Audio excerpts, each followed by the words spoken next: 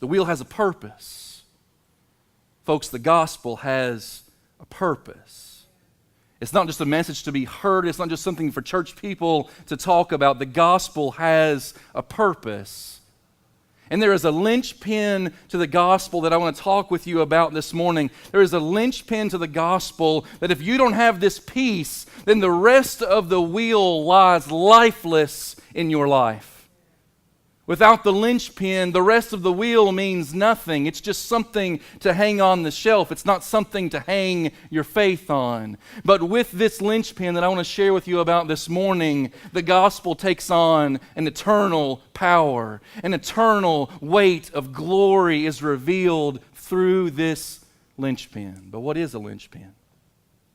I'll give you a definition this morning. A linchpin is a central, essential, cohesive element. And all those words are important in that definition. It is central. That means that it is the focus of everything else in that mechanism. It is central. It is essential. That means you can't do without it. Without this, the wheel falls off and it doesn't accomplish the purpose for which it was intended, and you don't get anywhere. And it is cohesive. It draws everything else together. It is the binding piece that makes it function as it is intended to function. Let me go ahead and give you the end from the beginning this morning.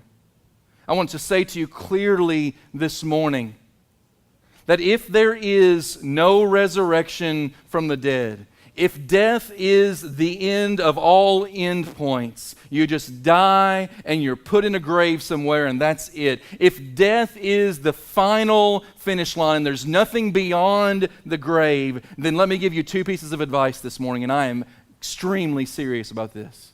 First of all, if death is the final ending point, you need never return to this place ever again.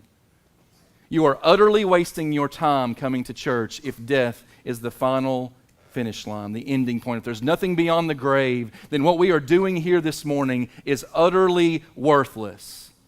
Don't ever come back and hear one of my sermons again if death is the final finish line. Don't come here and sing these songs because we're just mouthing untruths. If the worst possible thing is we're probably leading people astray if death is all there is.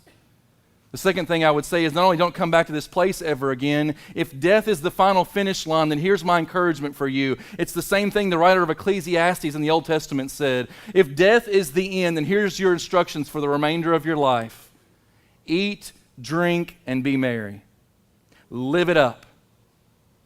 Get as much pleasure as you can out of this life because that's all you've got. If there's nothing beyond the grave, and if this is all you've got, then why spend your life trying to be good? Why spend your life trying to follow some dude named Jesus that maybe taught some good things, but he was just a man like the rest of us?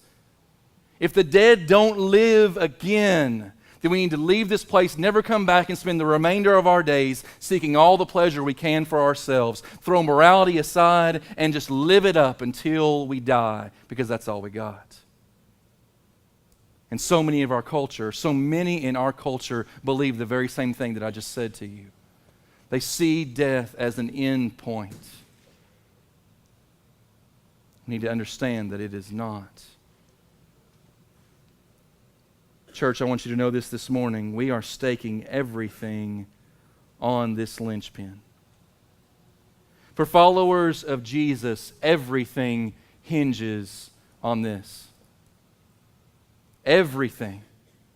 What we believe about God, what we believe about the Bible, what we believe about our lives, everything hinges on one truth. We're talking about Easter Sunday this morning. Here's what I want you to put in your Easter basket this morning. I want you to put all of your eggs, I'm pleading with you to put all of your eggs in one basket this morning. And it's this, that the dead are raised. That the death is not the end. That when you breathe your last, there is something beyond the grave. In fact, there's two somethings beyond the grave. And I hope that one of them will be your eternal reality as a result of what we're talking about this morning.